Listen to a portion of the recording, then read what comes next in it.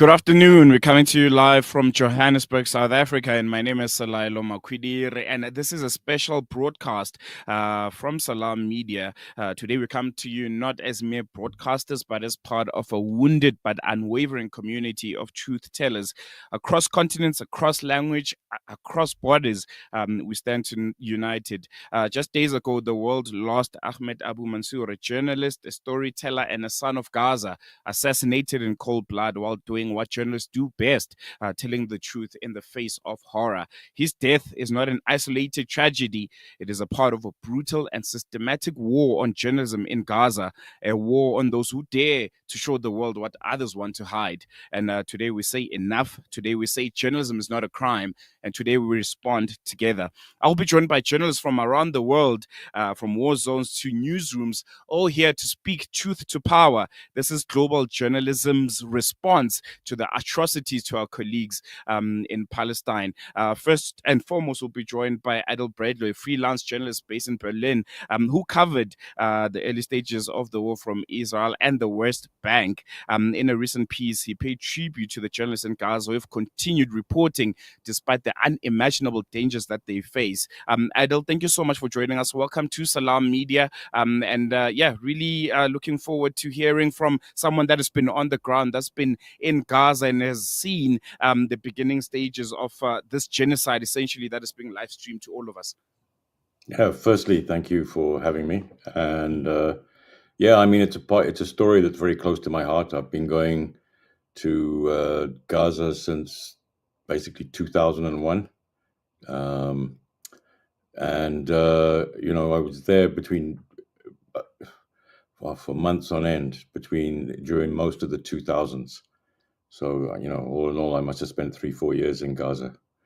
And then I went back in on October the 7th and spent 4 months there covering that story. But I got to be quite frank, it's just, it's just too much. Just carries on and on, never ends. Yeah, I think that's the worst part, just how the impunity seems to be getting worse and worse. You've covered other conflicts before, the October the 7th. How does the scale of, journalist deaths in Gaza compare to other wars you've reported on? And also, in your piece, you mentioned, the difficulty of accessing Gaza as an international journalist, and we know the blockade the Israeli genocidal machine essentially has put in place to restrict international journalists. How has this restriction almost shaped the world's understanding of this war? Yeah, I think the thing to understand about Gaza is it's a giant concentration camp. It's being turned now, I guess, into an extermination. And it sounds like things are getting, well out of hand. Yes, I can hear you. Yeah, there was something happened on the line there. Yeah, I think there was a cut in the connection, but I can hear you loud and clear now. You can continue. All right, so basically, in comparison to other struggles, there's been nothing like it. I mean, it's in a league of its own. I mean, there's that, all right. So you got the body count, which is one thing, right? But as you were alluding to just now, you also have the impunity, the fact that they can get away with it. And I wanted to say that Israel's campaign against the media is not just killing journalists; it's killing stories too. So I was reading today that the IDF is working with Meta to remove pro-Palestinian content from the internet, from their services, from Facebook, from WhatsApp, make it hard for them to access it. That's a very sinister development too. What would you say are, some of the key lessons that the media space, the world of journalism essentially can learn from what's currently happening in Gaza and this attack on journalists as a whole? Well, look, the one thing that, as I said, the body count is unprecedented. The impunity is unprecedented. The extent to which uh, the Israeli government's prepared to go to keep Palestinians off the air it's unprecedented in terms of everything that's gone before. But I don't know. You just feel like, despite all that, right? Despite all that, the story still gets out, right? They're not able to control it, and this is the problem that they're having at the moment, is that we're in a new age of journalism. There's not the days when I started back in the 1980s. There were a couple of broadcasters. The media was an exclusive club. Now everyone with a phone is a journalist or a storyteller, maybe a journalist, maybe pushing it a little bit. And that's what happened in Gaza, is that despite everything, no power, no hospitals, no food, somehow they keep their phones going and they keep getting the story out. So, I mean, despite everything they've done, that they keep coming up against this new age of media in which they have, marginal control at best. Mm, mm, as I mentioned, in my intro, that you were in the West Bank, covering some of the IDF's raids. Did you ever feel at risk as a journalist yourself? Were there moments where you felt press freedom was being suppressed by the IDF? It's very tricky it's very tricky to characterize it, because, I mean, for example, I was working with Al Jazeera, and the previous summer they'd had a journalist basically assassinated, a sniper. But it's difficult to tell how much of this is actually sanctioned, i.e., ordered down the chain of command, or is just rogue soldiers. Because basically they've been given free. The IDF is far from being this band of disciplined elite forces. They're essentially these days a gang of thugs with guns, and the rules of engagement are so loose now that, yes, you really can't come up against them. When they tell you to leave, you have to leave. Otherwise, they'll just shoot you, and you're lucky if they're telling you to leave. I mean, what's going on in the West Bank? I mean, they kidnapped an Oscar-winning director out of his home in the West Bank a couple of weeks ago. I mean, come on, what's Yeah, I think this is it after just they beat him up, by the way. yeah, Yeah, yeah.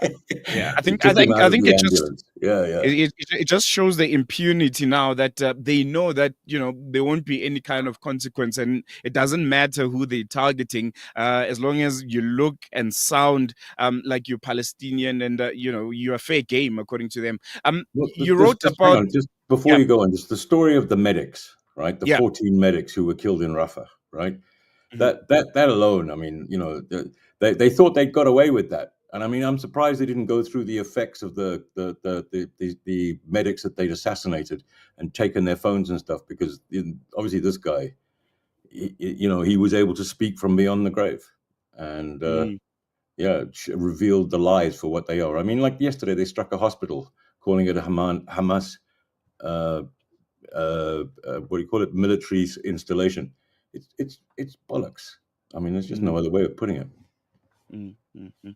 You wrote about the bravery of Gaza's journalists in your piece. Can you share an example of their work that you say it had particularly moved you or shocked you, or showed you another side of this profession that we haven't seen in a very long time?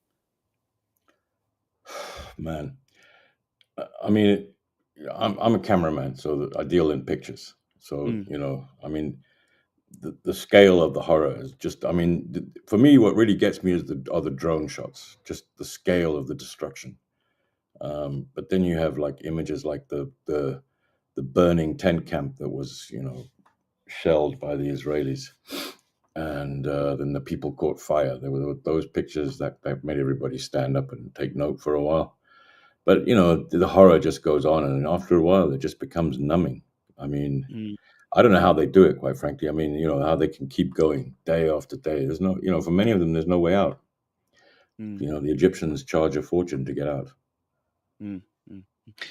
Just in closing, Adel, looking ahead, do you fear that this high toll of journalists, this high death toll of journalists in Gaza, will have a somewhat chilling effect on war reporting globally? No, in fact, if anything, it's going to promote it. I mean, like I said to you, that the power is in the hands of the people now. How do you get rid of that? It's just not easy. No, thank you so much, Adel, for joining us. Really, really appreciate your time, and thank you for standing in solidarity with our colleagues in Gaza, who I think at this point are going through some of the worst moments in human history. And yeah, looking forward to chatting to you again. Thank you, brother. There you go. Yeah, I think it's always interesting hearing from someone that has been on the ground firsthand. Adel Bradlow, the freelance journalist based in Berlin, he covered the early stages of the war against Gaza, this genocide. Ultimately, he was stationed in the West Bank at some point, and yeah, I think you can just hear in his voice that the impunity and just the sheer scale of devastation and the death toll has really gotten into him. We're going to take a quick break. We're going to continue with this special broadcast. We're going to be having different journalists from, most part of the world that you can think of, people that are actively working when it comes to making sure that the story of the Palestinian people is being told, people that are actively involved, when it comes to telling the story of the people of Palestine, and people that are directly linked to the deaths that we're seeing. I mentioned a lot of times that us here at Salam Media, we've had contacts, people that we talk to almost on a daily basis. They would message you, tell you about their whereabouts, give you the latest developments if there's an airstrike, if they're told to evacuate or to move. And some day you try and text this person and you'd find there's one tick on the WhatsApp. You can't get hold of them anymore. You try to check their social media, and the unfortunate news that they've passed away reach you. And yeah, I'm just trying to reiterate the point that this is so close to us, and it's very, very important that we continue to tell these stories and to raise awareness on this targeting of journalism, the targeting of the ears and eyes of Gaza, that are essentially letting the world know that there's a genocide happening and there's a rogue state that is continuing with its impunity and nothing is being done about it. We're going to take a quick break. When we come back, we'll be speaking to Zana LMG. She's an award-winning investigative journalist. And yeah, we'll be hearing from, her point of view about this death on the truth, and also South African journalists and our media space and the role that the South African media space has to play, and have we been forthcoming when it comes to reporting on Gaza, knowing and understanding the responsibility that we have in this field, in this country that is so closely tied with Palestine. And yeah, we'll be touching on that a bit after this with Zanel MG.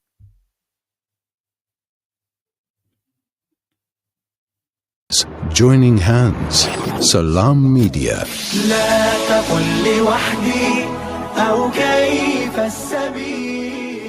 Humanity sets the agenda. You South African, of course. You anxious about the future. We've got you covered. Build on your wealth portfolio with Randry Jewelers Gold Coin Exchange. Visit us at 151 Stephen Dlamini Road, Musgrave, Durban, or call us on 031-202-4700 for more information. Randry Jewelers Gold Coin Exchange, your passport to gold investment. It's a wonder how kids get anything done these days. With all the distractions, when do they even get time to study? As a mother, all I can really do is make sure they have all they need to perform at their best. That's why I choose to include Sunfoil, triple refined pure sunflower oil with every meal I make. Naturally cholesterol-free and approved by the Heart and Stroke Foundation as part of a balanced eating plan. So whether I'm cooking, frying, or baking, I know every dish will be a wholesome one. Sunfoil, now we're cooking.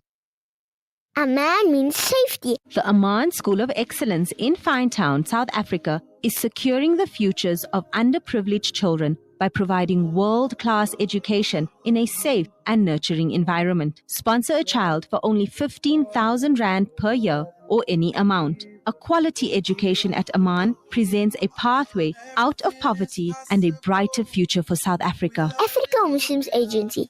Empowering, educating, inspiring. Abu Huraira narrated that he heard the Prophet Muhammad, may the peace and blessings of Allah be upon him, say, "In black seed there is a healing for every disease except death." This Ramadan, experience the health benefits of this ancient blessed seed by using the Tib Black Seed range. Black seed assists the body to boost immunity, regulate blood sugar levels, reduce inflammation, and act as a potent antioxidant. Experience a holistic approach to health by introducing the Tib Black Seed range into your Ramadan routine. Available in capsules, pure cold-pressed oil, and a vapor rub. Trust Tib Health Sciences for quality black seed products. For more information, visit blackseed.co.za. Available at leading pharmacies. Listen to something fresh. Listen to Salam Media, your humanitarian broadcaster.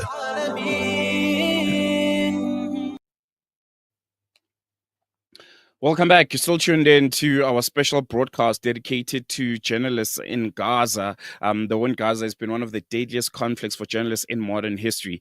Since October the 7th, more than 200 reporters and media workers have been killed, most of them Palestinians in Gaza. These journalists risked everything to document the war, often paying the ultimate price. The targeting of media workers has raised serious concerns about press freedom, accountability, and just the broader cost of this war on truth itself. And joining me right now is Zanele MG. She's a South African investigative journalist, and I think I can also call her an activist, because I think, journalism is an act of activist.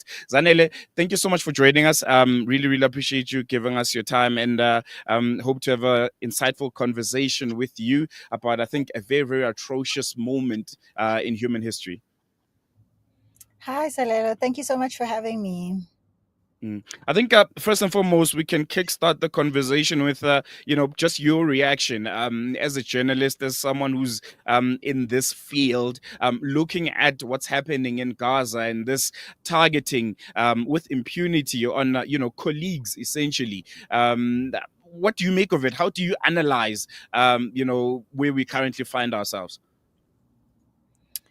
Yes, I mean, I feel like what we're seeing happening to our colleagues in Gaza is not only a horrifying indictment on the lack of respect for the work that journalists do, not only in Gaza, but globally. And for me in particular, it's very horrifying because I don't see this as something that we are all looking on from the outside of, but I interpret it as somewhat of a warning to journalists globally that if we can sit by and witness these atrocities and horrors unfolding every day, not only to civilians, but to journalists who are very clearly, purposefully being targeted.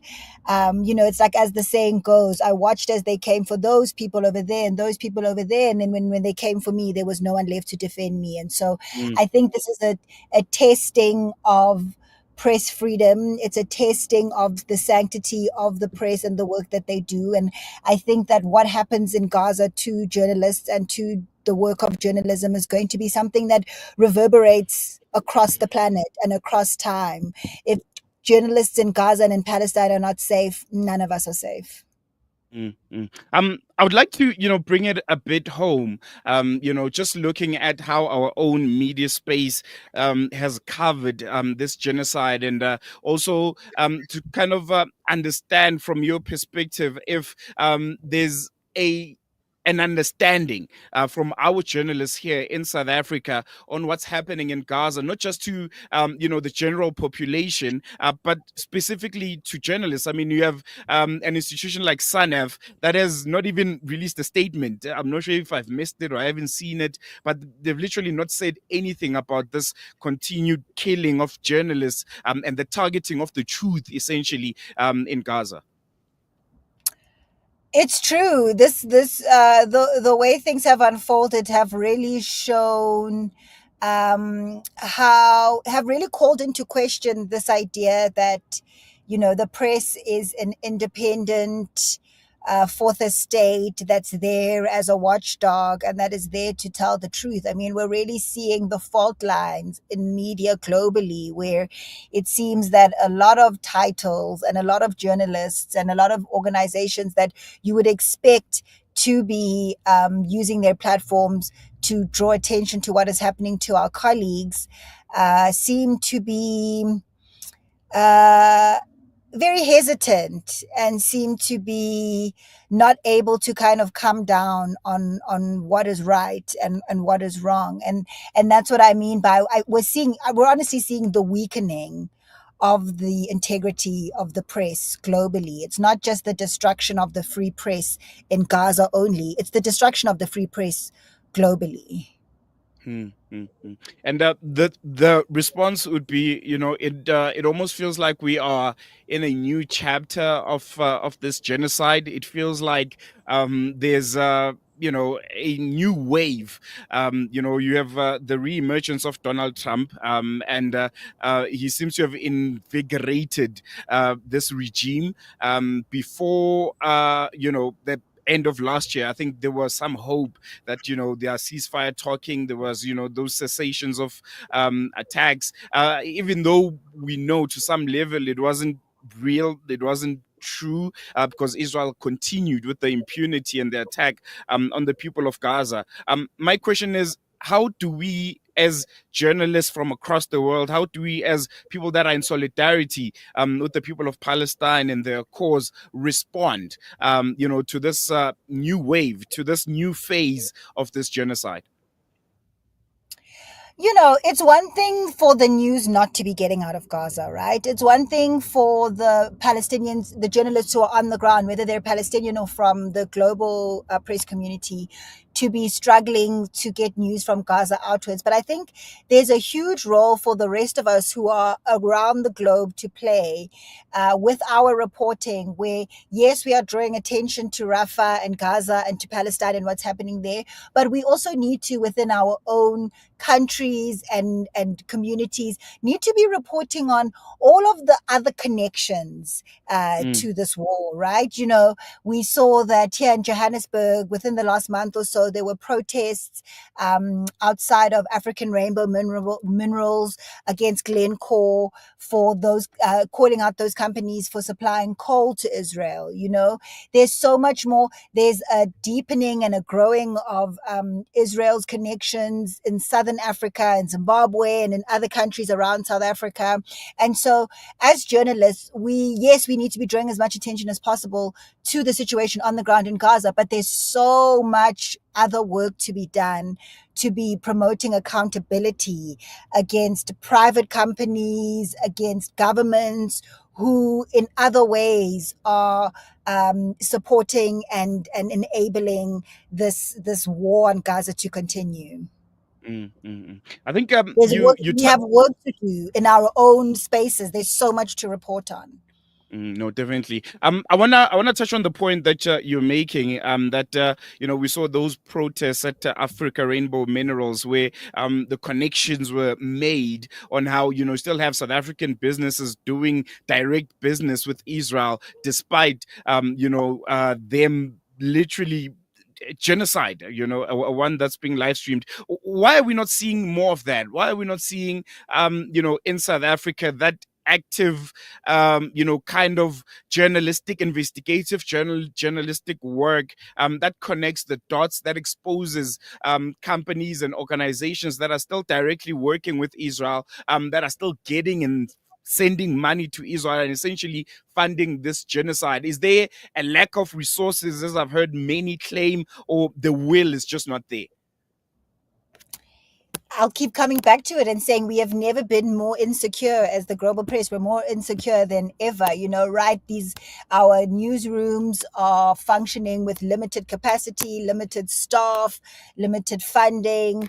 And so we've had the loss of, beat journalism, which is like where you dedicate one journalist or to really just digging into the same issue. We should have journalists in our newsrooms who are specializing on focusing on this one issue, because there is just so much that is happening with this war, right? But like we hear all the time, there's no resources, there's no journalists, there's no adequately trained journalists to be doing these kinds of investigations.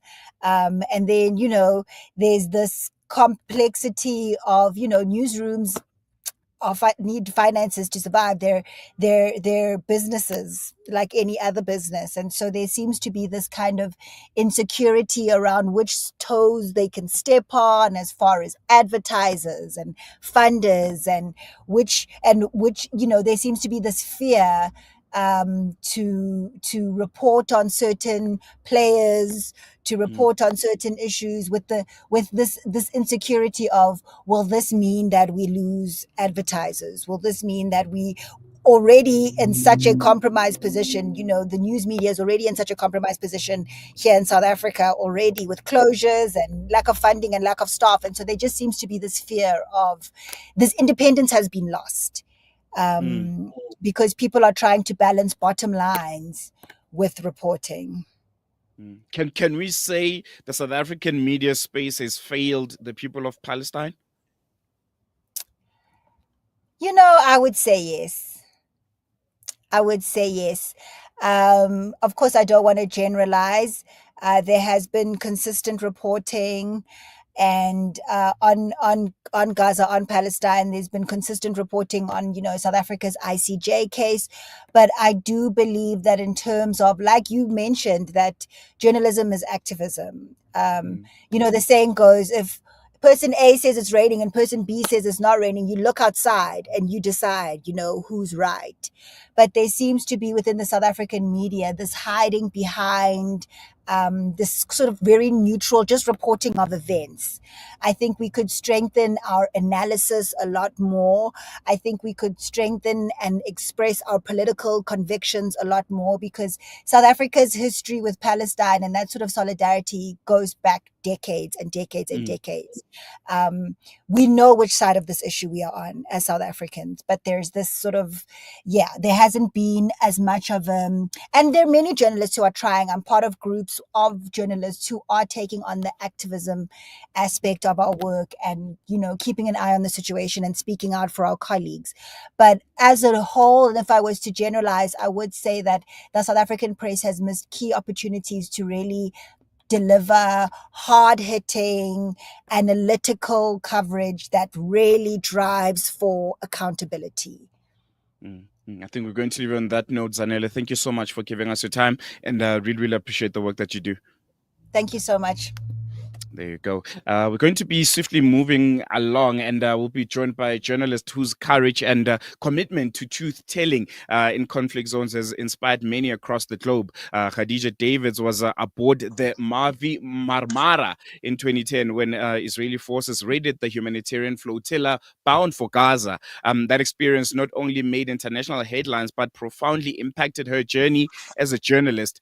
Today, as the world watches the devastating toll on journalists in Gaza, with over 200 media workers killed, we ask, what does it mean to be a journalist under fire, and how do we as South Africans in media stand in solidarity with our colleagues in Gaza and to the people of Palestine in general? Khadija, assalamu alaikum. Jazakallah so much for joining us. Really appreciate you giving us your time this morning.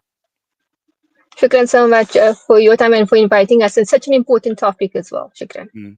Definitely. I think you are one of the best people to be speaking with on this topic. If you can just briefly take us back to that day on the Mavi Marmara. What was going through your mind during the raid? How did you experience reshape your approach to journalism, particularly when it comes to Gaza, and how you view what's happening in that part of the world? Well, at the time, of course, that aid ship was going to Gaza because of Operation Cast Lead, in which the Israeli entity had killed hundreds of Palestinians in Gaza. So that aid was going there for that reason. So the journalists on board the Mavi were journalists covering a humanitarian mission. And for some reason, the Israeli entity thought, do you know what? These are terrorists on board the ship. Any aid that's going to Gaza is an act of terror. it's going to assist the so-called terrorists in Gaza. So that's what we knew going in. But because it was a humanitarian aid ship, there were no weapons on board. We thought, you know what, they may give us some hassle, but we'll get to Gaza. And yet, on the morning of the 31st of May, around Fajr, it was around 4 or 5 o'clock, they boarded. And what I saw afterwards was blood on the wall. People that I'd shared the boat, the space with for so many days, were injured or were martyred. My belongings were searched. As a media, I couldn't. The only thing they let me take was my passport. My recording material, my phone, all of that was taken. We were seen as threats. We were held hostage on board that ship. We were taken to a place we didn't need to be. We were going to Gaza. They kept saying, "We're taking you to Ashdod." We were kidnapped. Then we were imprisoned. And I think for journalists, we were treated the same as the activists. And your earlier guest was also saying, I mean, you're referring to it, you know, journalism is activism, but it took a whole other level with this aid ship. And because it was an international event, there were so many people from different countries. I think finally people could understand what it meant to be under occupation. It was for a brief time. I mean, Palestinians have been going through it for 7 decades. But for us to see it firsthand, to see how young these soldiers were, the kind of psychological kind of trauma or kind of psychological torture that they were put us through. I mean, they blocked the suctions on the boat. So if you wanted to use the bathroom, it was not a clean space to be in. We were denied access to water. We couldn't talk. It was those kinds of things. You had to beg, you had to plead. And then even when they took us, when we got to Ashdod, it was, they tease you, they dehumanize you. It was constant on every level. So for me, I was quite young at the time, to see that firsthand, alhamdulillah, I survived, but I got a taste of what it means to be a Palestinian. And how did, you know, surviving that violent encounter impact you, you know, both personally and also professionally? Did it almost shift your understanding of the risks and responsibilities of being a journalist and, you know, operating in this space? It did. And I think fortunately enough, because I work for a radio station that has Palestine so close to its heart, I never felt that whatever I was experiencing would be kind of sidelined. It was almost, I wouldn't say celebrated, but it was something, it was almost a badge of honor to say, you know what, you got to experience what the Palestinians experienced. It kind of gave me an even louder voice, a more firm voice, in order to kind of be that voice for Palestinians, although of course South Africans are going through their own kinds of struggles. But I think the Palestinian issue has always been that symbol of this struggle against oppression. And I think that is what guides us through everything that we do as journalists and journalists at Radio 786, is that is what motivates us. We're going through a hardship now. We're struggling to get a guest, but you know what? The Palestinians in Gaza are going through so much worse. Let's bring it back. Let's understand what it is. And then that helps us through as well. But of course, the past 2 years have been, we can't understand, we have been confronted with so much trauma, violence, and we can't even understand or fathom exactly what it is that we are seeing. When you start seeing people picking up body parts and people's martyrs' bodies are being brought out in bags, for Palestinian journalists covering those things, you were reporting on a story that's about your people, it's about your neighbor. And I think for them, that's why I have so much respect for them as well, because through all of that, they're still going out every day and reporting what they can with the limited resources that they have. So yeah, it really puts things into perspective for us. And, with the numbers that we're seeing almost on a daily basis of journalists being killed, the story of Ahmed Abu Mansour is one that I think has caught everyone not by surprise, but shocked them that you could have journalists, human beings, maybe I can put it that way, because you are human before you're a journalist, literally being burnt alive. How do you process this reality, especially knowing the dangers firsthand and being so close to the perpetrators of this kind of violence? I thought about this. It's for a Palestinian and you're a journalist, you know that this is a risk you're taking. And you will continue to live your life to report on these atrocities. And that is part of your activism and part of how you are helping your people to build this case against the US-backed Israeli entity. So of course the violence and the nature of this particular martyrdom was very shocking, but I don't think, as you said, it's not unexpected because the Israeli entity has been targeting journalists. And they knew exactly where they were. They knew it was a tent used by journalists, and they targeted anyway. So for me, I was thinking about these little girls who I can't remember their names now, but they're two little girls who are journalists. They do reporting from Gaza. And I mean, you're so young, but you understand that your voice and sending out these videos are part of protecting your people. It's about raising awareness, about saying to people, you can't ignore this anymore. You can't say you don't know what is happening here. So that talks to their bravery as well. So for Palestinian journalists, I take my hat off to them. I am so proud to say that we are colleagues, but of course they are on another level. I was thinking about them during Ramadan as well. I mean, you're reporting, you have no access to food. The Israeli entity cut off the food to Gaza. You don't have access to water, electricity, your basics. Yet they were continuing, they were fasting, and they were still reporting. And I think they are the best kind and the best kind of journalist. And just in closing, Khadija, I would like to bring it back home to, the journalists and just the general media landscape here in South Africa and how we've responded to this genocide. How do you assess the work that's being done by media institutions here in South Africa when it comes to educating, trying to raise awareness on this genocide and the solidarity with Palestinian journalists and people as a whole? At the start of around October 7th, 2023, we saw the split in what was mainstream media and what was alternative media. We saw who was influenced by the Zionists and who wasn't. And that was when you saw the kind of coverage that we got about the start of that genocide, the kind of language that was used. So you could see where the Zionist influence was. And unfortunately, many media houses are being muzzled by that Zionist lobby. So they need to find ways, and I think it really comes from all levels. And I know it's your bread and butter, you can't help it, you still are being told what to do by an editor or by whatever the editorial policy is at your media institution. But there needs to be further activism, I think, to try and get to properly label this genocide for what it is, to report on it for what it is. And I think it's so difficult as well to see just how far it goes. You see the influence of advertisers, for an example. I'm going to take it beyond journalism and look at the universities and how they've been struggling. Here in Cape Town, UCT has been facing a very strong kind of actions from the Zionist lobby, saying we're going to cut your funding if you are going to continue with your pro-Palestine kind of stances that the institution has been taking. And just seeing how far the Zionist lobby is going to influence you, and it's through money.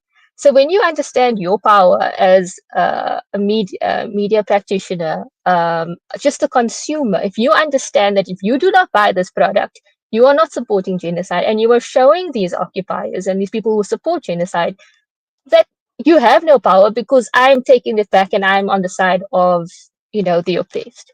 So for the work that you do, try in any way that you can to get that message through. And then in your personal life as well as a journalist, be part of that boycott campaign.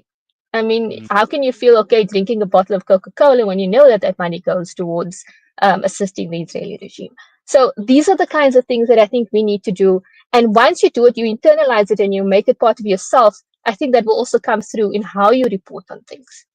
No, definitely. Khadija, thank you so much for chatting to us. Really, really appreciate you giving us your time, and kudos for the wonderful work that you're doing also. We're going to leave it here for now, and looking forward to chatting to you again in the not so distant future.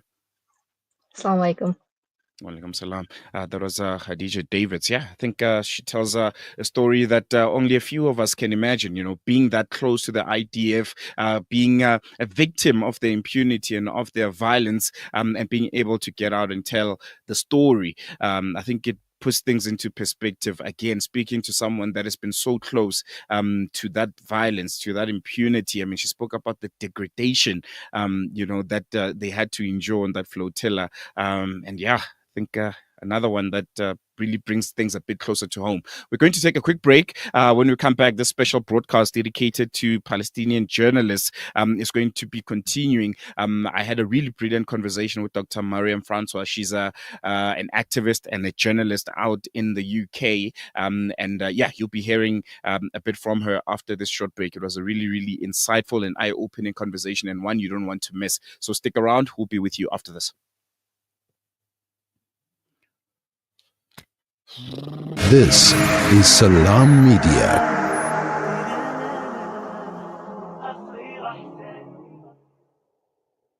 Abu Huraira narrated that he heard the Prophet Muhammad, may the peace and blessings of Allah be upon him, say, "In black seed there is a healing for every disease except death."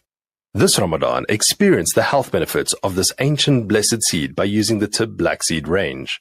Black seed assists the body to boost immunity, regulate blood sugar levels, reduce inflammation, and act as a potent antioxidant. Experience a holistic approach to health by introducing the Tib Black Seed range into your Ramadan routine. Available in capsules, pure cold-pressed oil, and a vapor rub. Trust Tib Health Sciences for quality black seed products. For more information, visit blackseed.co.za. Available at leading pharmacies. You South African, of course. You anxious about the future. We've got you covered. Build on your wealth portfolio with Randry Jewelers Gold Coin Exchange. Visit us at 151 Stephen Dlamini Road, Musgrave, Durban, or call us on 031-202-4700 for more information. Randry Jewelers Gold Coin Exchange, your passport to gold investment. Ahmad means safety. The Ahmad School of Excellence in Finetown, South Africa, is securing the futures of underprivileged children by providing world-class education in a safe and nurturing environment. Sponsor a child for only 15,000 Rand per year or any amount. A quality education at Amman presents a pathway out of poverty and a brighter future for South Africa. Africa Muslims Agency. Empowering, educating, inspiring. It's a wonder how kids get anything done these days. With all the distractions, when do they even get time to study? As a mother, all I can really do is make sure they have all they need to perform at their best. That's why I choose to include Sunfoil, triple refined pure sunflower oil with every meal I make. Naturally cholesterol-free and approved by the Heart and Stroke Foundation as part of a balanced eating plan. So whether I'm cooking, frying, or baking, I know every dish will be a wholesome one. Sunfoil, now we're cooking. Connect and stay ahead with Salam Media. This is Salam Media, coming to you live from South Africa.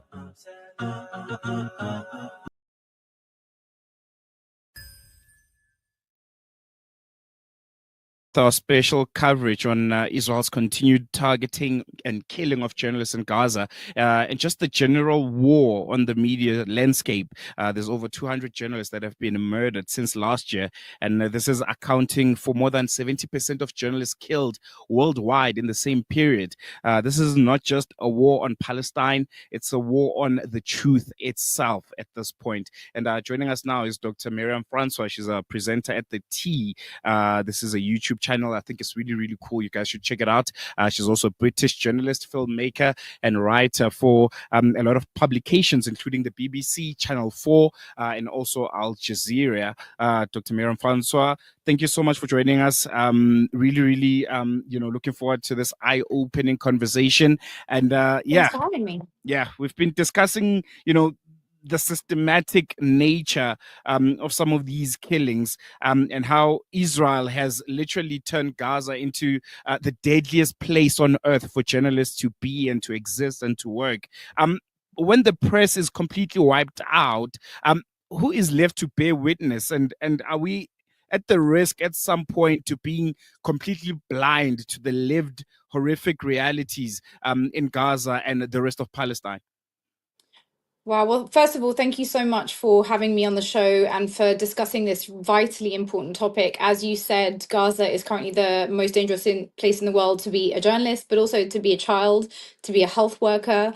It is somewhere where all of the red lines that were created as part of the kind of Second World War infrastructure of the sort of never again after the Holocaust, right? We're going to establish certain rules that mean that, whatever conflict there is in the world, there are certain groups that will always be protected, whether it's journalists, health workers, children, civilians. And unfortunately, all of those red lines are systematically infringed in the context of Israel's onslaught on Gaza.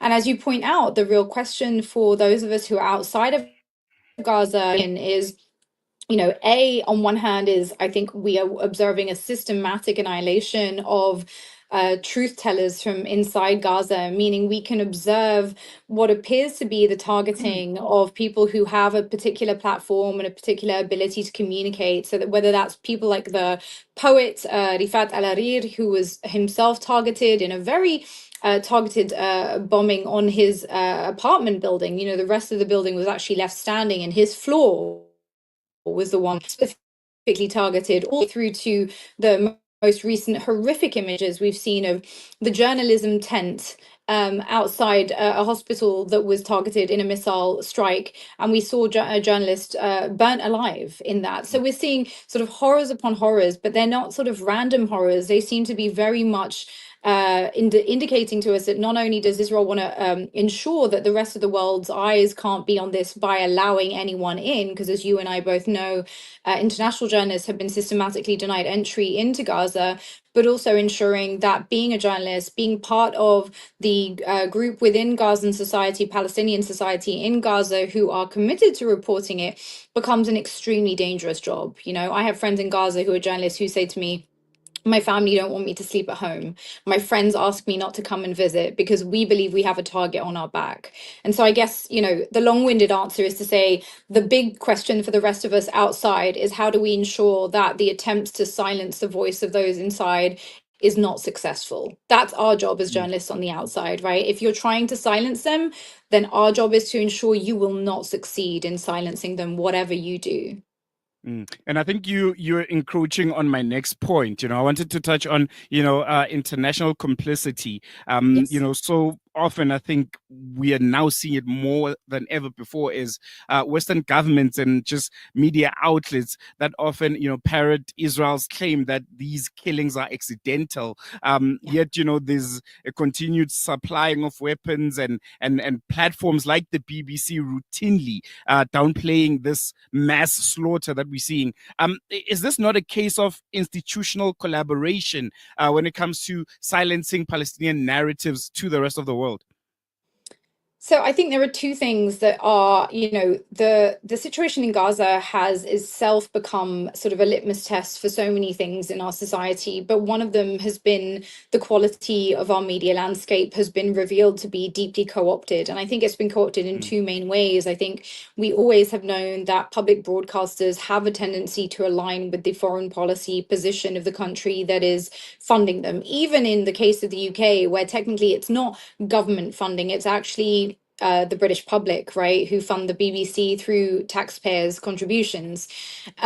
We still see a sort of deference towards UK foreign policy positions as the sort of standard go-to line. And I think that the issue on Gaza is that that line is so clearly at odds with the values that Britain purports to uphold in other parts of the world, and is so deeply at odds with any semblance of humanity, compassion, or international law, that it's led to a real crisis in trust in the traditional institutions of news gathering and news distribution. And then obviously on the other hand, we have private interest owned media companies, a growing number of those here in the UK and across the world, where private interest groups are using these platforms and the sort of veneer of respectability that they offer in order to try and garner support for their political/economic interests. So in both of those senses, I think we have a crisis before us. And I think in the case of the BBC, it's been a huge internal crisis. We've had journalists within, hundreds writing letters complaining about the editorial line. Many have resigned. Many have had very tough internal tough internal conversations. So, clearly there is an issue whereby the industry itself is aware that there is a problem in how we report on Palestine. The question we haven't resolved is whether those journalists who are true to the profession are kind of willing to go all the way to the top with the accountability that needs to be demanded to ensure that our industry doesn't become a mockery, right? Does not just become a mouthpiece for propaganda. Because I know that for a lot of people, that's increasingly what it seems and feels like, particularly when you're talking about Gaza. No, definitely. And with that happening, with the industry becoming this mockery, we started to resort to social media. But even there, we found ourselves in a place where Israel has found a way to weaponize platforms like Meta, for instance, to almost shadow ban. I think all of us have witnessed it. Everyone that's online and is also pushing Palestinian solidarity and trying to show the world what's happening. The shadow ban issue has been one that was very, very big. We're trying to maneuver around it, trying to find words that maybe the algorithm won't pick up. All of this is happening, and it almost feels like the move is now on the digital censorship of things, and it has enabled the physical violence against reporters in Gaza continued also unabated. This space, I think, that you are also very, very involved in, the social media space. How do we go about existing within it and making sure that it becomes a bit more impactful than traditional media? So thank you for that question. So I think obviously what we're seeing around Gaza is also the shift that was happening anyway, right? So the majority of people under the age of 40 today, most people get their news off social media. There's increasing numbers of people who are deserting what we would call legacy media news completely, right? So people aren't turning in to watch those regular channels. They might watch a BBC report that pops up on their Instagram feed or on their TikTok or whatever, but they are not going to traditional mediums. And so what was the attempts to control the parameters of information dissemination that occurred within legacy media is now shifted to how do we control the dissemination of information in new media spaces, which are not that new anymore, but we'll call them new media spaces for the sake of this discussion. Within that, the challenge for many of us now is that obviously the censorship efforts that were perhaps a little less obvious within the legacy media space are now increasingly obvious, right, through the sorts of bans that we're seeing. So on TikTok, a direct ban on hashtag Free Palestine or, hashtag Free Luigi, depending, regardless of your views on either of those issues, right, it's still a free speech issue that we're discussing. And those are both now banned on TikTok. Or at least if you use them, your posts will be heavily shadow banned and lose any reach. And in Instagram, as we all know, there's a huge shadow ban on anyone sharing information on Palestine in particular, but of course on events in Gaza specifically. I don't have the answer right now for how we challenge that. I think in the long term, we need to build, those of us, I think, from more perspectives that I would call sort of global South resistance perspectives, need to be thinking about new media spaces. We need, to remember that we have incredibly talented tech people all over the world who are capable of creating alternative tech centers. And we need to be investing in those alternative tech centers that are going to ensure that whatever restrictions others may try to impose, that there will always exist a space in which alternative perspectives can also be heard and disseminated. I want to touch a bit on, the future of journalism, the future of this profession that, when even veteran reporters like Shireen Abu Akleh can be assassinated with impunity, essentially. What does Gaza teach us about the price of truth in an era of authoritarian militarism, essentially?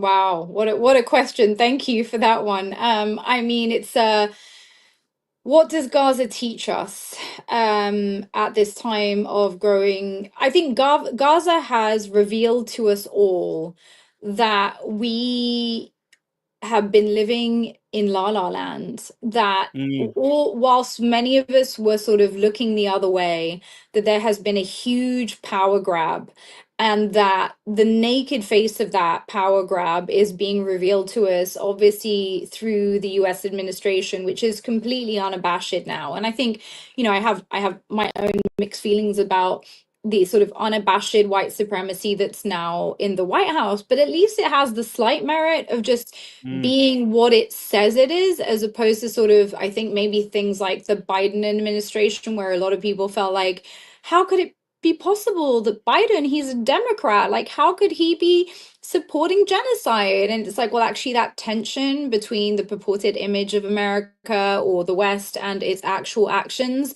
is pretty much the most constant feature of Western mm. history. Yeah, So yeah.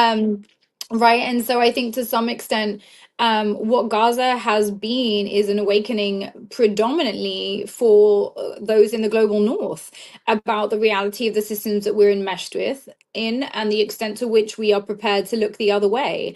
And I think Mm, it's unraveled the liberal mythology most specifically, because of course throughout history there have been people who have denounced the extent to which the system is corrupt, that it is, you know, experiencing undue influence from private interests whose interests are diametrically opposed to that of the majority of the citizens of the given country, for example, the US, but I could be talking about the UK similarly.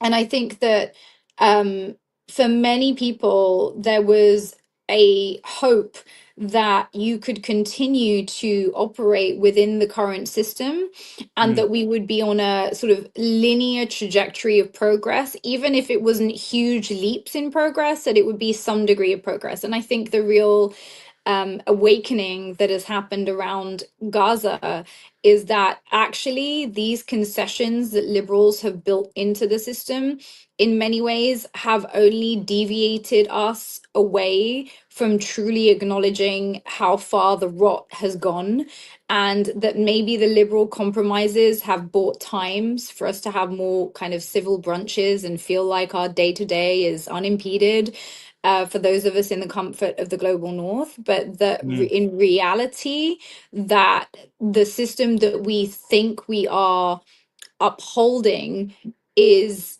itself rotten from the inside. And that if we do not address that in the way that I think more radical traditions have been calling us to do for a long time, then what we're effectively doing is providing temporary cover for a system that is rapidly turning into fascistic military authoritarianism. mm, no, definitely. I think you put it really, really well.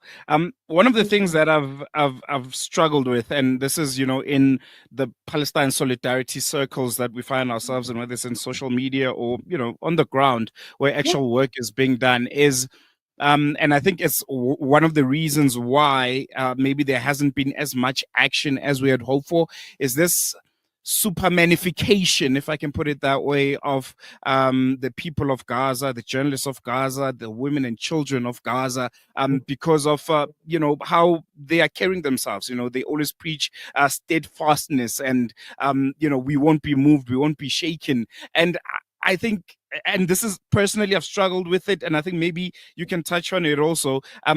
Maybe we need to maybe step back a bit. I think we always talk about, you know, the Israeli genocidal machine, not seeing them as humans, but I think we might have encroached on that ourselves, as people that claim that we're in solidarity with Palestine, because we think of them as these superhumans, and sometimes I think it holds us back from acting as hard as we would ordinarily do if we felt like these were superhumans. I'm not sure if I'm making sense, No, but it's absolutely. something that I struggle with a lot. Yeah. Absolutely. And I think, look, it's a tension that occurs because when we support Palestinians, we never want to participate in a degradation of their humanity, their True. dignity, and their resilience, which is real, right? All of those things are real. Their dignity, their resilience, their steadfastness are all real things.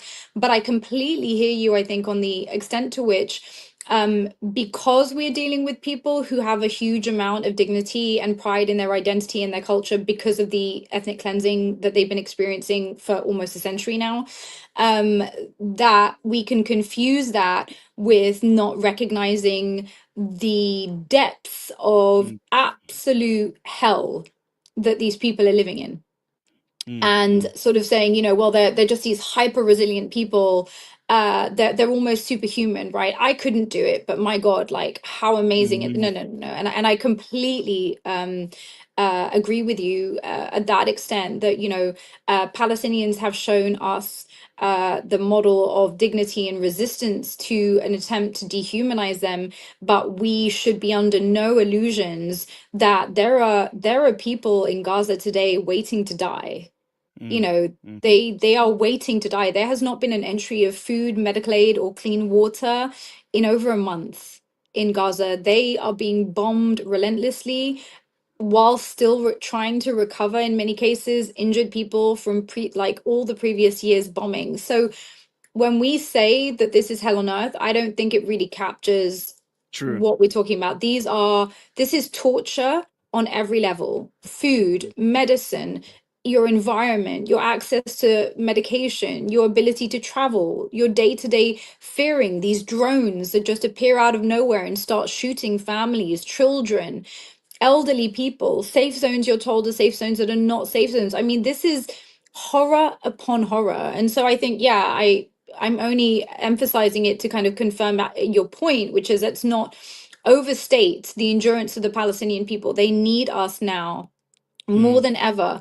And whatever sacrifices we might observe of theirs and think, wow, that's amazing. I suppose the question for all of us is, right, what is the commensurate sacrifices we are prepared to make on our end? Ah, true. Yeah, I think perfect encapsulation there. Just in closing, Doc, it almost feels like we are in another chapter of this genocide. The return of Donald Trump has made it become something that we thought it was not going to be, because at some stage there were talks of ceasefire deals being made and all kinds of talks being had, but then you have this new spanner in the works that is Donald Trump, and it just took a different turn from there. From the solidarity fronts, from a media journalism point of view, this space, how do we respond to this new reality that, to be honest, it is unprecedented, and we were not in any way prepared, to have this earlier part of this year looking the way it is, looking at how we closed off the previous year. Yeah, I mean, I think that personally, I never believed that the so-called ceasefire agreement was a ceasefire agreement. Those of us who were looking at the detail of that agreement, it very much appeared to be what it was, which is a hostage exchange deal, whereby Israel really had only agreed to a cessation of hostilities for two reasons. One was because this was ahead of Trump's inauguration, and I think there was some sort of maybe trepidation around what Trump would do, given that he'd said that he was going to bring peace to the region. I'm talking on the Israeli side, so sort of willingness to kind of play along with Trump at that point, and of course it was part of all the funfair and US mythology that is important to the administration's public image, that Biden could be seen to be the transition to Trump on a peace deal in the Middle East. I mean, it's all part of the smoke and mirrors that the administration is engaged with. But the reality was that that deal never had any mechanisms built into it that were going to ensure that we could go from phase one to phase two to phase three. And phase three was really the full cessation of hostilities and withdrawal of Israeli troops from Gaza.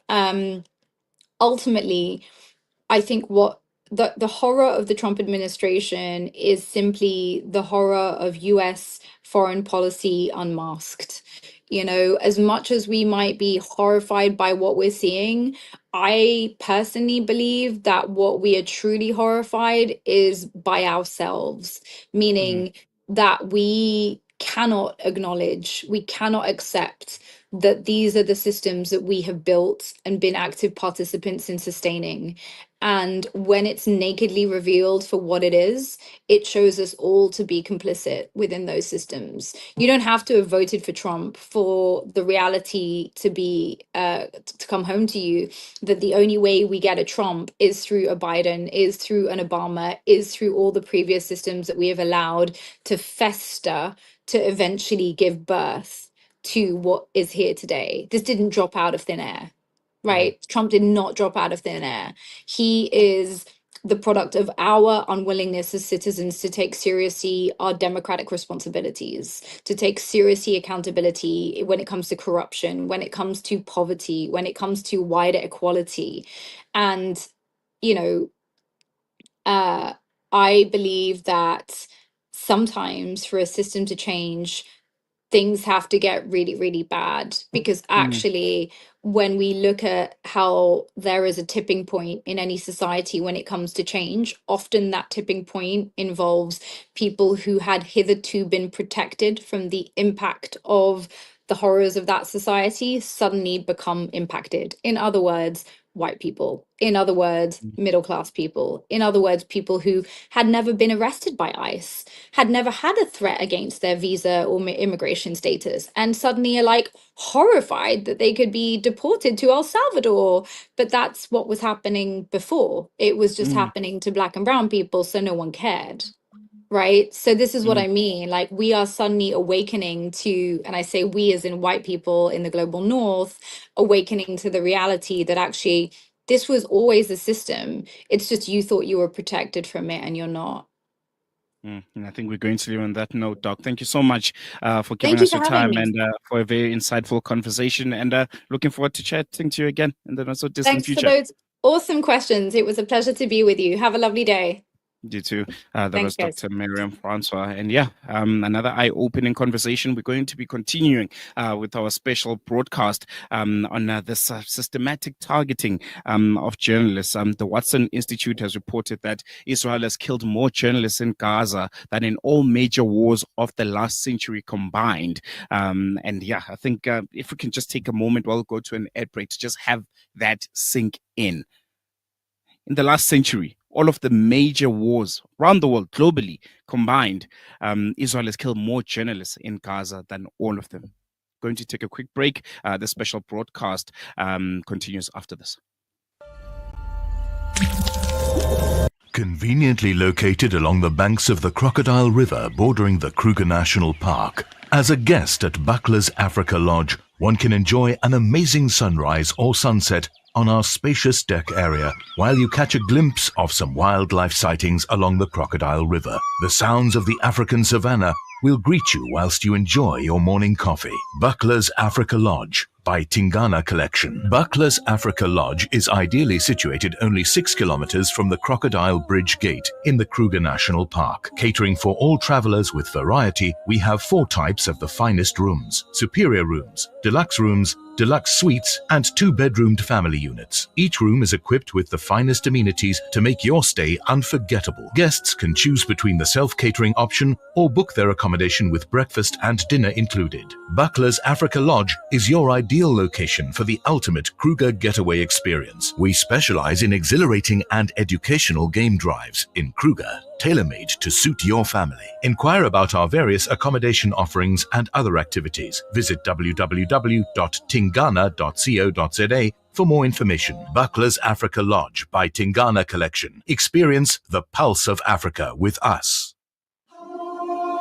Almost 1 in 5 South African children attend school each day without having eaten breakfast. This seriously affects their ability to concentrate and understand lessons. The Al Imdad Foundation's Make Breakfast Possible campaign allows learners to enjoy a high-energy cereal at the start of the school day. Help children to focus on learning and not hunger. Let's make breakfast possible today. Donate online at alimdad.com or call 0861 786 243 for more information. Shimmer, sparkle, captivate. Nothing less than a masterpiece.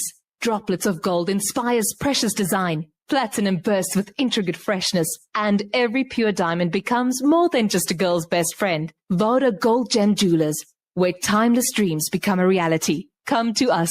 We tailor-make designer gold, platinum, and diamond jewelry. Trade in or remodel your old gold. Clad yourself with classy name-branded watches. We offer insurance valuation and freezer card calculation. Visit us at 534 Ridge Road, Overport, or call 031 208 9142. Voda Gold Gem Jewelers, manufacturers of fine gold and diamond jewelry.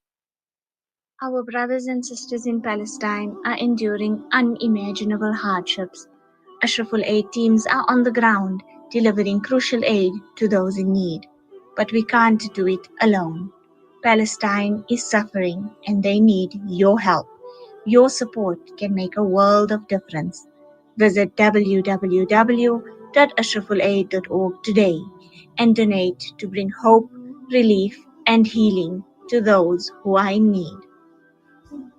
Searching for elite local and international investment and advisory services from an award-winning firm? Look no further than the Belmont Mayer Group, your gateway to unparalleled investment and wealth management. At Belmont Mayer, we believe in the art of wealth creation, a meticulous process fueled by our unwavering commitment to excellence. With a focus on providing elite alternative investments and quality advice, we also pride ourselves on maximizing value for our esteemed investors, as seen through our consistent outperformance. Your financial success is our top priority. Join us at Belmont Mayer and experience the difference firsthand. Ready to embark on a journey of greatness? Contact us today. Reach out to the Belmont Mayer Group on 078 786 1698. Call or WhatsApp or email us at info@belmontmayer.com. Elevate your financial future with Belmont Mayer, where every detail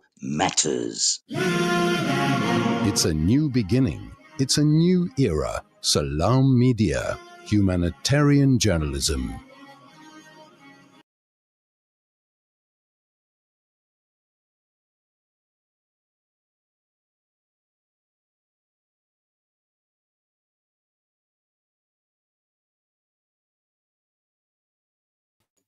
Welcome back, and thank you so much for staying with us. You're still tuned in to Salam Media. We're still continuing with this very, very special broadcast dedicated to the journalists in Gaza.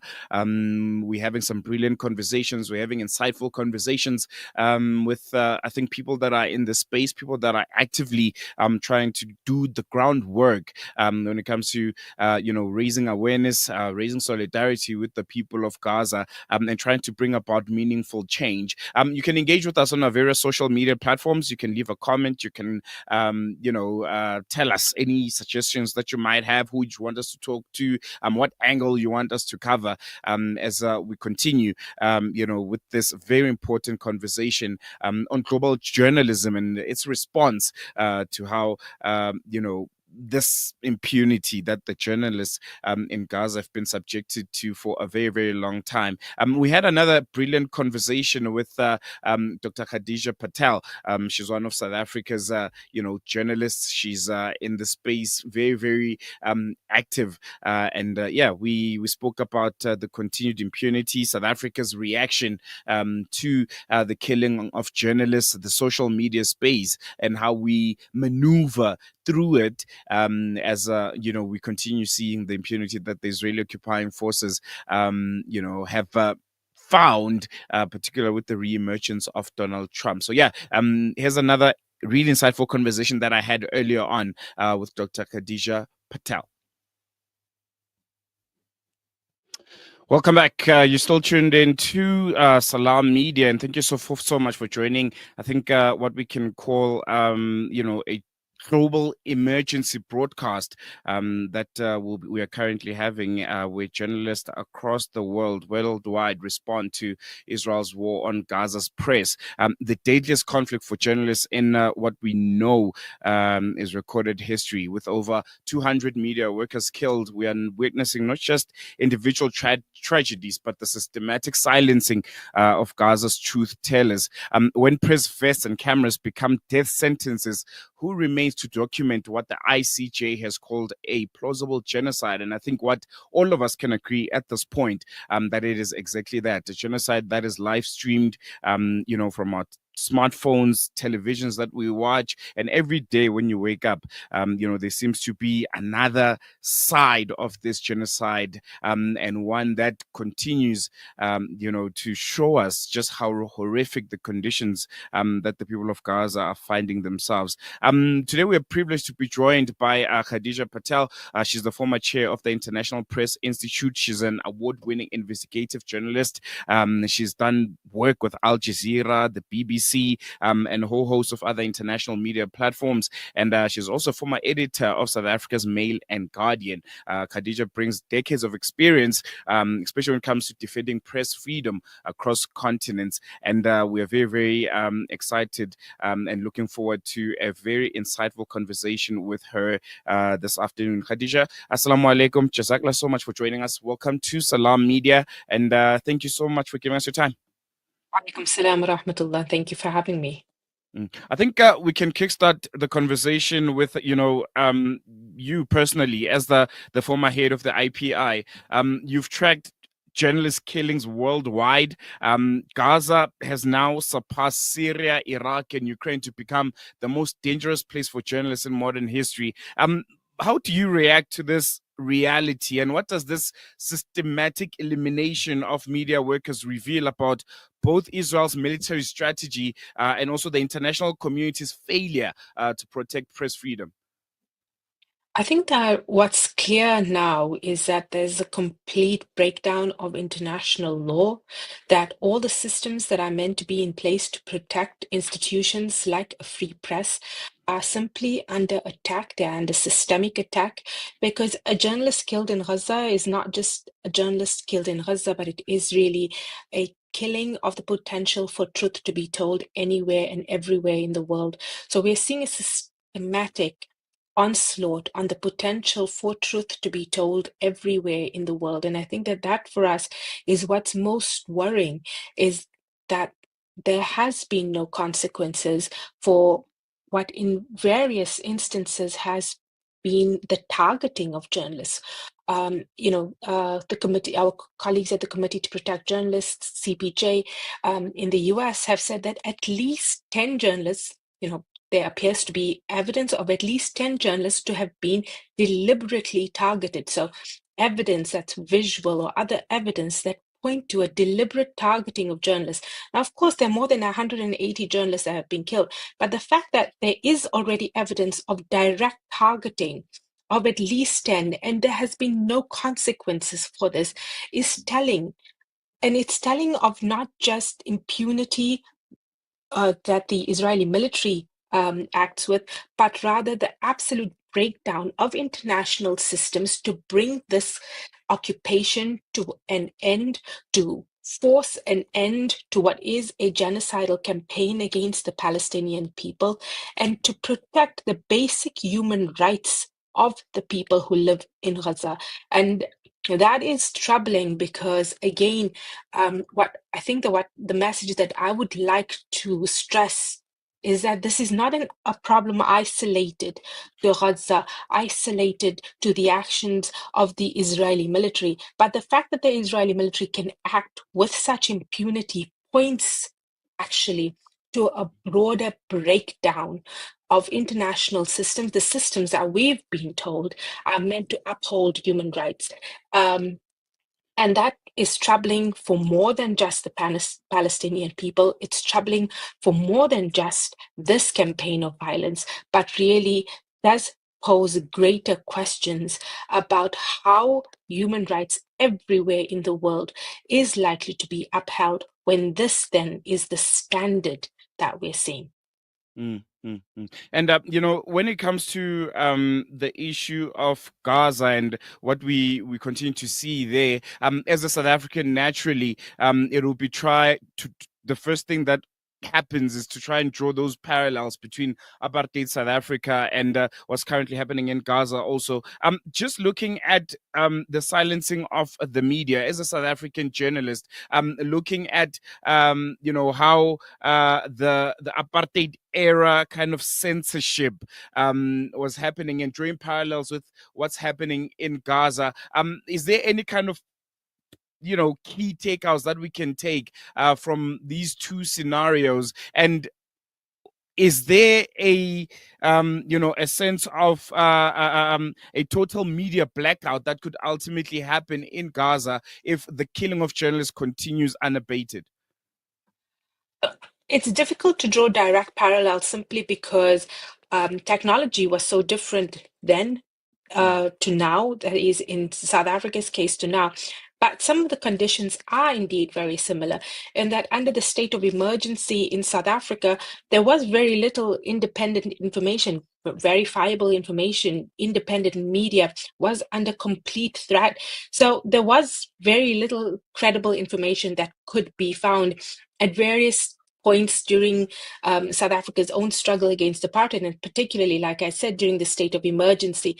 But it was really the courage of journalists who withstood, grave personal consequences and grave personal risks to ensure that the truth does get told, that there is some kind of understanding of what was happening, of the true nature of the apartheid regime during those days of the state of emergency, that really paved the way for South Africa's own independent media to be built. There's a direct link there, so I believe that as long as people know the value of truth, that the truth will indeed force its way out no matter what. However, yes, there is with the death of every journalist in Gaza, there is the death of the potential for truth to be disseminated.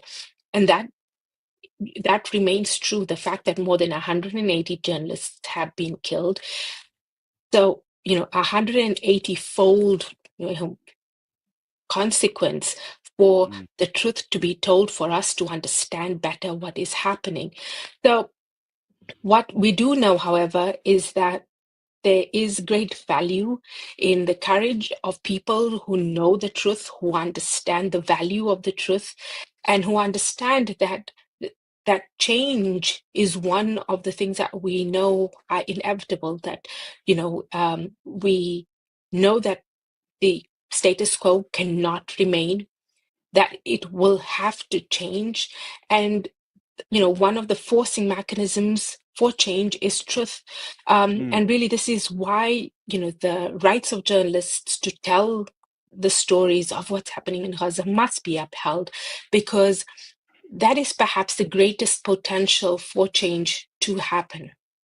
Can we maybe just come to the response of this? How do we respond? How do we counteract this reality? Because it almost feels like we are in a new phase of this genocide. You have the re-emergence of Donald Trump, which I think, if you look at the latter part of the previous year, there were these peace talks, negotiations that were happening.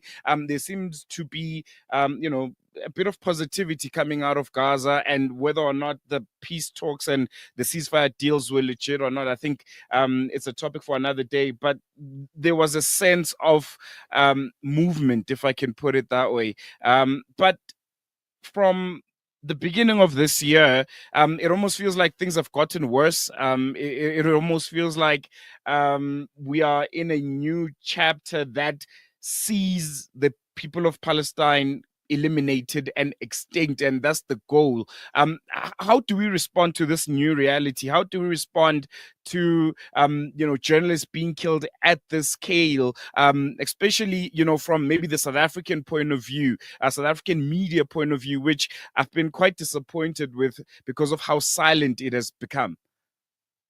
So I think that, to answer, there's a lot of questions, I think, in your comments there. But I think that, first of all, yes, I agree that the current phase of the genocide appears to be worse. And it really is worse because so much of our attention is also diverted. So the first thing I think that what we, that we can do is pay attention. And pay attention in meaningful ways, in ways that allow us to find our own mechanisms to bring change, whether that is supporting, for example, South Africa's case at the ICJ, that whether that means finding ways to support people who are trying to do relief work, etc. Of course, there are many, many ways to meaningfully engage. And I think that is the most important, that I think that what that pause in the conflict did is that it allowed many people to grow distracted. And that, I think, is the most troubling part of the current moment, that we need to pay more attention. And South African media, I agree, have not done well enough on this at all. That we've seen stops and starts, in some sections of South African media to show solidarity with their colleagues who have been killed in Gaza. But I think that ultimately, especially considering South Africa's stature now, and the courage that the South African administration has shown in taking up this case in The Hague, that South African journalists, by contrast, I think, have been lacking in their own courage. I want to touch on I think a space which is very, very comfortable right now, which is social media. It's become, I think, one of the spaces where, with people trying to find alternative voices and to move away from legacy media, we find ourselves now resorting to social media as our primary source of information. Israel's social media strategy I think is so well coordinated. It has bots, you have fake visuals coming out. There's weaponized hashtags that are being used. Firstly, why is big tech still amplifying this disinformation, and how must journalists adapt to fight it also? I mean, first of all, I think that perhaps 10 or 15 years ago, we thought about social media's democratic potential and upheld it and thought about it as an agent for good. I think we are long past that moment. And the idea that social media is a platform that can allow alternate voices and allow more complex views to be added, I think that age sadly is gone. That ship has sailed. Big technology ultimately has been found to be corrupt, I would say, in that we have seen the absolute capitulation of some of the biggest tech companies in the face of political pressure in the last few months, and indeed in the last few years. We know that Meta, the company that owns Facebook, for example, they all but dismantled their entire fact-checking team in the last 3 months.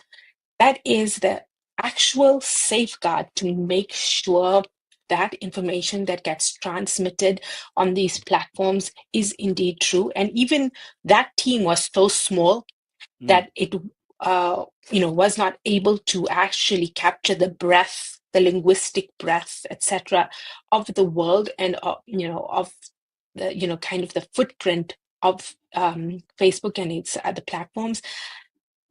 The fact that that team was dismantled tells you a lot about the priorities of the owners of these platforms. So it is very naive, I think, for us to think that social media is this place for democratic engagement. Actually, it is not. I read yesterday that the Israeli government has been responsible for the most number of takedown requests on Meta-owned platforms. So a takedown request is when you see a piece of content on your, for example, on your Instagram platform, and you can report it and you can ask for it to be removed for whatever reason. And 98%, something like that, a very high percentage of takedown requests from the Israeli government were actually approved. So the idea then that social media platforms are some kind of democratic haven is ill thought of. We need to ensure that we create our own spaces for public dialogue, that we go back to grassroots engagement, that we create new platforms, whether those are through basic things like in-person gatherings, even a gathering of 10 people. Those are spaces I think that we need to begin rebuilding slowly, because 100 such gatherings of 10 people creates a change within communities that we need. And this is today about Gaza, but Gaza, I think, has come to represent a lot more, and it's about a sense of belonging. It's about a sense of justice.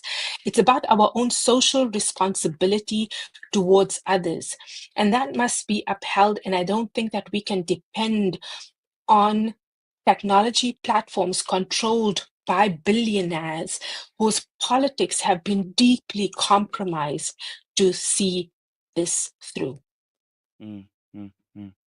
I want to bring the conversation back to South African newsrooms. You've worked, with some of the biggest, media companies in the country. Why is there this lackluster approach when it comes to reporting on Palestine and on Gaza? Is it an issue of resources? Is it an issue of not understanding the lived realities of the people of Gaza and this genocide essentially? Or is it part of the broader legacy media kind of strategy that we've seen the world over that doesn't give as much attention, as much eyes and ears to Gaza compared to other places? I think, with the Russia-Ukraine war, it was so well documented, even here in South Africa. I mean, each and every day you see a new story coming out of there. But when it comes to Gaza, it can go weeks on end without, any kind of reporting, even though there's these atrocities that are happening. Why is that? Why is our newsrooms not quite grasping what's happening in Gaza and how important it is to educate the public on? So there's a crisis in South African media that goes beyond this issue. And I don't think that South Africans outside of a certain news or NGO space understand the gravity of this crisis. But it's a crisis that we've been ringing the alarm bells on for the last 5 years, and it is now perhaps at its worst moment. And that is that South African media is in existential peril. Just this week, a colleague from Arena Holdings, that's the company that owns, for example, the Sunday Times, etc., shared a picture of the Provincial Assembly Hall in the Eastern Cape, where the Premier Oscar Mabunyani was delivering a speech. I think it was a budget speech. I can't, but anyway, something very significant, of course, within the governance framework. This is the premier of the province. And so the colleague said that, in his time working in the Eastern Cape, he showed a picture of basically the media seats, or, the section of the hall that would usually be occupied by the media. And, he's been a journalist for many years. So, he has the history here. And he points out that not a single seat was taken, right? And this is a local South African story. I don't think people understand the gravity, and I'm going to stress this. We have a crisis in South African media, and that is a crisis of financial resources. We have a dwindling number of journalists who are able to do original journalism. There is also a dwindling amount of resources available for us to receive, so-called wire copies, so subscriptions to the likes of the Associated Press or Reuters, etc., which was a way to, complement your news coverage. For example, you can't afford to send a journalist to Syria, but you could use, the coverage of the Associated Press, if you know, etc., and you pay a subscription for that. All of those have become beyond the reach of most South African newsrooms. The potential for South African media to be truly democratic has been decimated over the last 5 years. And this is at some point 5 years ago, this was true for mostly text-based or what we used to call former print newsrooms.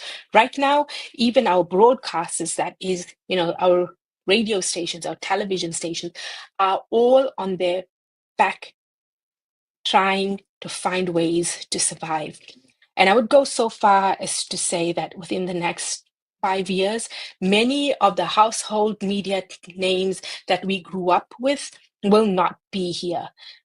And so my challenge is to understand, what do we do from here, right? Because I'm, when I speak to places like Salam Media and our other community media, there's obviously a rightful indignation about the weaknesses of South African media, and it is absolutely correct. But we cannot at the same time just opt out without finding new solutions, without finding new ways of engaging, without trying to ensure that we find ways to value news media. Like I said, technology, social media, people are going to tell me, I get my news from social media. You're getting your news from Mark Zuckerberg, ma'am. Okay? And I'm not sure I want my news from Mark Zuckerberg, right? So unless we as a society value the potential for information that is credible, information that is transparent, that is accountable to a set of standards, that we understand that this is a human right. The United Nations calls information a public good. It is a right. We need information. News falls under the broad category of what we call information. We need information just as we need healthcare, just as we need food, just as we need water to survive. And that is what is at stake. And that is what we have to reimagine, new ways of ensuring its survival. And I think we're going to leave on that note. Khadija, thank you so much for giving us your time. Really, really appreciate it. And thank you for your insights. Shukran. There you go. That was Khadija Patel. And I think, very, very insightful conversation. She's a South African journalist, I think, with years and years of experience. She's, I think, one of the people that you always want to hear their point of view, and a very, very important one, especially when we discuss the issue of, journalism. And one that is interesting for me is South Africa, and our media's role.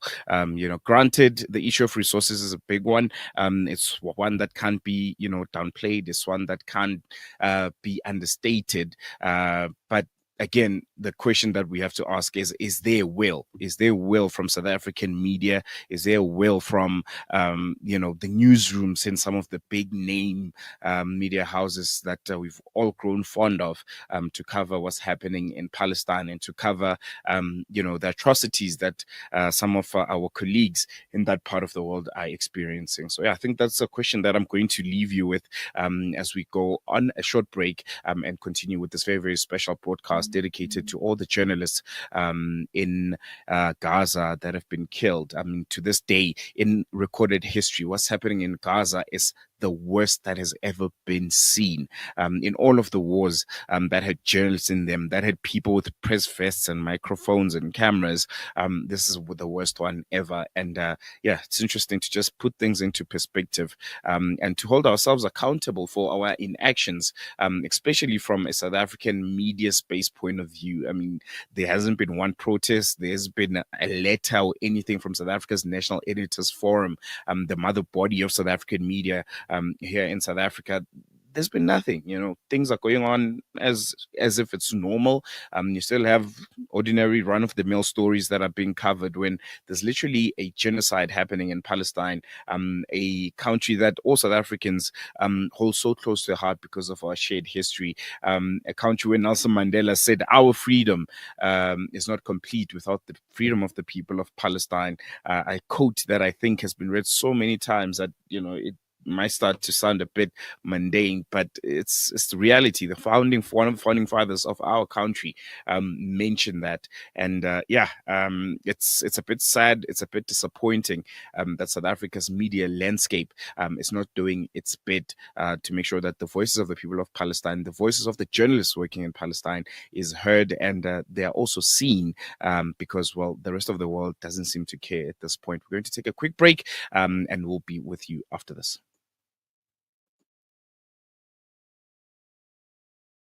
Era Salam Media, humanitarian journalism. Yasin Badat Financial Advisory. Are your financial goals feeling out of reach? Yasin Badat Financial Advisory is here to turn your aspirations into achievements. Our dedicated team, armed with a history of success, is ready to guide you through the complex nature of financial and investment planning. Whether you're a seasoned investor or new to the game, our personalized solutions cater to your unique goals and risk appetite. Trust in our commitment to transparency, integrity, and excellence. Ready to unlock a world of financial freedom?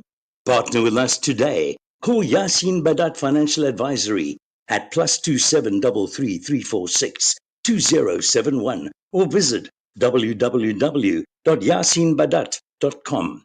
Yasin Badat Financial Advisory, guiding you to financial success. It's a wonder how kids get anything done these days. With all the distractions, when do they even get time to study?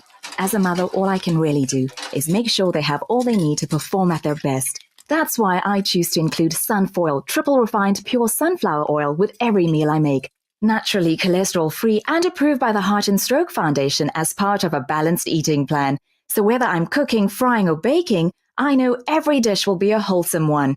Sunfoil, now we're cooking. Africa. Education, health, dignity, empowerment. These wishes all begin with water. Africa Muslims Agency is committed to providing clean water to the thousands who still live without this basic human right. Support us in giving the best of charities. Provide a water well for 16,500 rand or a borehole for 55,000 rand in Afghanistan or 65,000 rand in Africa. Gain Thawabi Jariyah and help communities to reach their full potential. Africa Muslims Agency, empowering, educating, inspiring.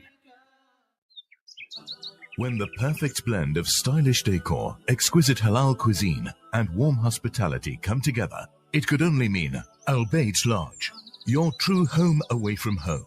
Al Bayt is the ideal heaven for families, business people, and tourists with its 4-star family rooms and other luxurious facilities, conveniently situated close to Port Elizabeth Airport, the beach, and other amenities. Your stay will be truly unforgettable, as you'll be taking home lasting memories of the warm hospitality, the serenity and tranquility that Al Bayt has to offer. For reservations, call 041 583 6415 or visit www.albaytlodge.co.za. Abu Huraira narrated that he heard the Prophet Muhammad, may the peace and blessings of Allah be upon him, say, "In black seed there is a healing for every disease except death." This Ramadan, experience the health benefits of this ancient blessed seed by using the Tib Black Seed range. Black seed assists the body to boost immunity, regulate blood sugar levels, reduce inflammation, and act as a potent antioxidant.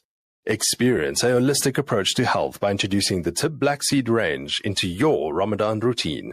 Available in capsules, pure cold-pressed oil, and a vapor rub. Trust Tib Health Sciences for quality black seed products. For more information, visit blackseed.co.za. Available at leading pharmacies. Hey, Gulam. Yeah? Did I return your lawnmower last month? No, bye, you didn't. Oh, no. Now what'll I do? I wanted to borrow it again, man. With Randry Jewelers, you won't have to borrow or lend because the prices are so well trimmed on all gold and diamond jewelry. Alternatively, we could remake your old jewelry into a brilliant new design. Visit Randry Jewelers at 151 Stevens Lamini Road, Musgrave, Durban. Randry Jewelers, the family name you can trust.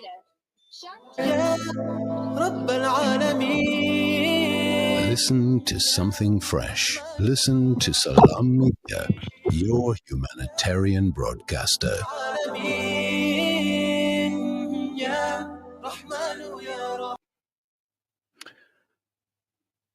As we end this special broadcast, we are left with the faces, the voices, and the stories of the journalists who have died in Gaza, not just as names in a headline, but as truth tellers who stood in the rubble, holding cameras and microphones when most of the world could not or would not see. There were fathers, there were mothers, there were siblings and friends, there were witnesses, and now they are casualties of a war that has also been waged on the truth itself. Their deaths demand more than just outrage. They demand accountability, because when journalists are being silenced, darkness wins. When their killers go unpunished, the world loses not just their stories, but it loses its conscience. To every journalist still reporting from Gaza, we see you, we hear you, and we will not forget. This is Salailo Makwidi signing off, but not staying silent. Thank you so much for staying with us. We'll be with you again on Monday. From Salam Media and the rest of the team, sharp, sharp.